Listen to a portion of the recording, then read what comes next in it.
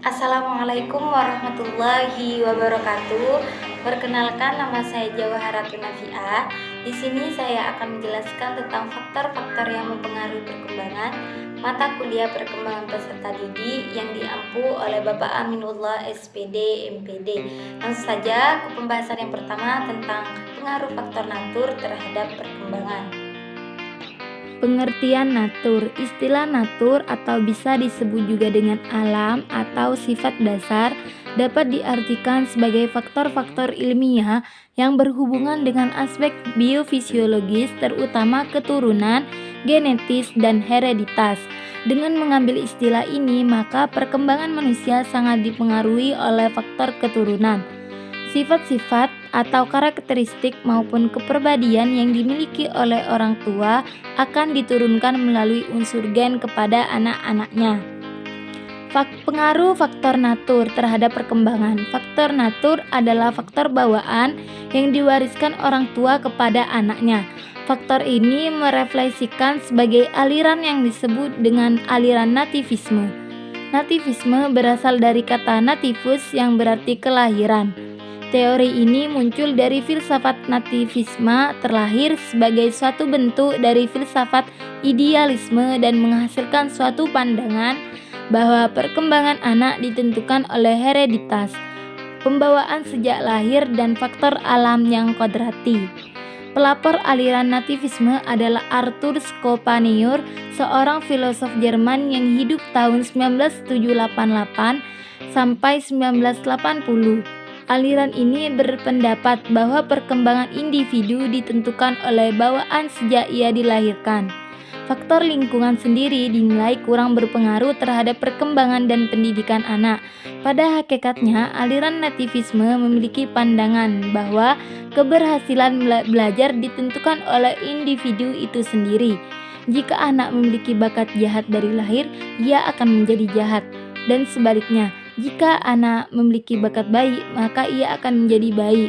Pendidikan anak yang tidak sesuai dengan bakat yang dibawa tidak akan berguna bagi perkembangan anak itu sendiri.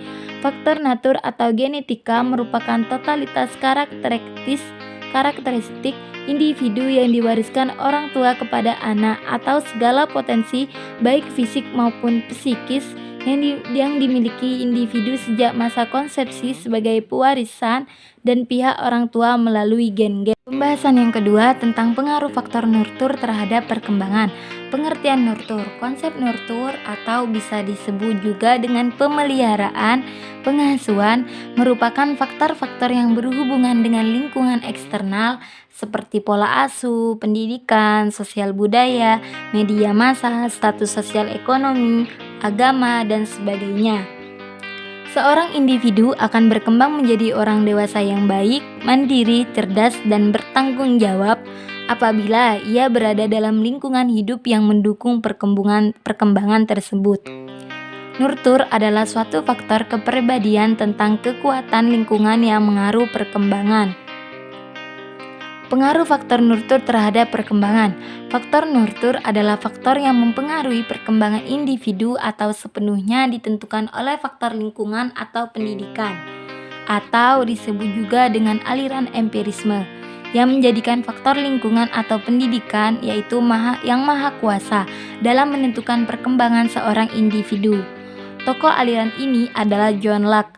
Nurtur mengacu pada kondisi lingkungan dan yang mendukung pengembangan. Contohnya seperti tanaman membutuhkan sinar matahari, air, dan suhu yang tepat untuk tumbuh dan dibantu seorang untuk menarik rumput liar di sekitarnya dan menambahkan pupuk.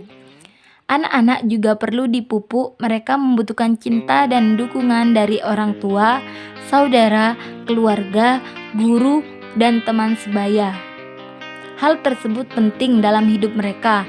Anak-anak bisa sangat dipengaruhi oleh bagaimana orang membina mereka.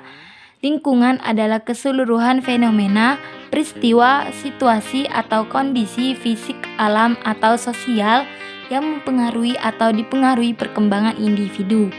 Faktor lingkungan yang dibahas pada faktor nurtur berikut adalah: yang pertama, lingkungan keluarga, yang kedua, lingkungan sekolah, yang ketiga, kelompok teman sebaya atau per grup, yang keempat masyarakat, dan yang kelima media massa.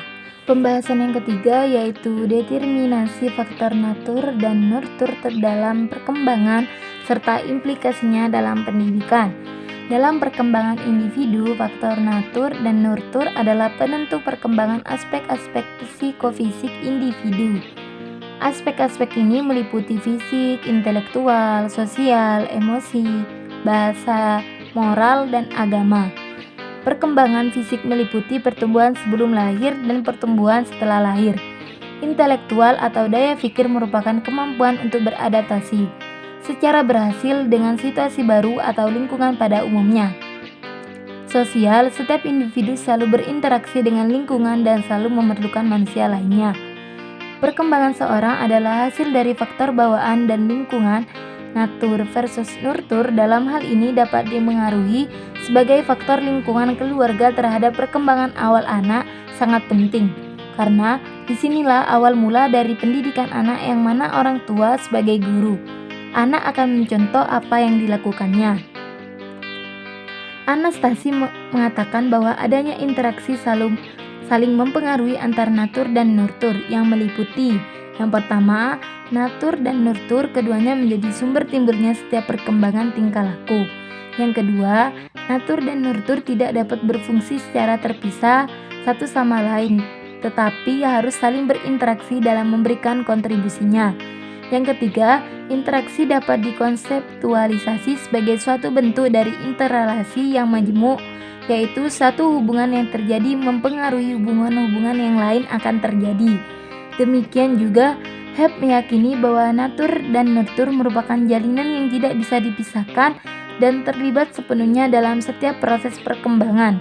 Bahkan, menurut Hebb, perilaku ditentukan 100% oleh faktor keturunan dan 100% oleh faktor lingkungan. Faktor keturunan yang sama memperlihatkan perilaku yang berbeda dalam lingkungan yang berbeda. Demikian juga, lingkungan yang sama menunjukkan efek yang berbeda terhadap individu yang mempunyai faktor keturunan yang berbeda. Baik, itu saja materi yang saya dapat sampaikan. Mohon maaf jika ada tutur kata yang tidak berkenan. Assalamualaikum warahmatullahi wabarakatuh.